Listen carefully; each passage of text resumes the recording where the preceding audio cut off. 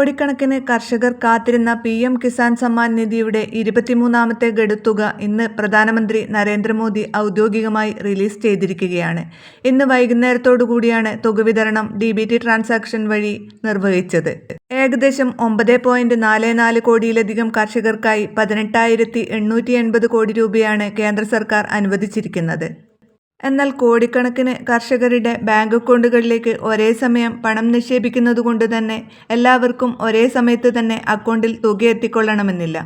22ാമത്തെ ഗഡു വിതരണത്തിലും പലർക്കും ആദ്യ വിതരണത്തിൽ തന്നെ തുക എത്തിയിട്ടുണ്ടായിരുന്നില്ല. പിന്നീടാണ് അവർക്ക് തുക ലഭിച്ചത്.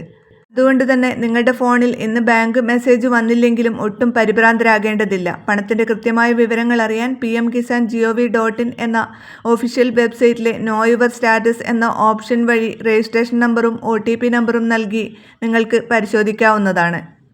തുക ലഭിക്കാത്തവരൊക്കെ eKYC, land seeding, Aadhaar, bank അക്കൗണ്ടുമായി ബന്ധിപ്പിക്കൽ തുടങ്ങിയ കാര്യങ്ങൾ പൂർത്തിയാക്കിയിട്ടുണ്ടോ എന്ന് പരിശോധിക്കാൻ സ്റ്റാറ്റസ് പരിശോധിക്കേണ്ടതാണ്.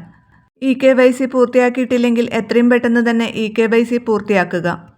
PM കിസാൻ സമ്മാൻ നിധിയുമായി ബന്ധപ്പെട്ട എല്ലാവിധ അറിയിപ്പുകൾക്കും നിങ്ങൾ ഈ ചാനൽ സബ്സ്ക്രൈബ് ചെയ്യുക. വീഡിയോ ഉപകാരപ്രദമായി ഷെയർ ചെയ്യാനും അതുപോലെ ലൈക്ക് ചെയ്യാനും മറക്കരുത്.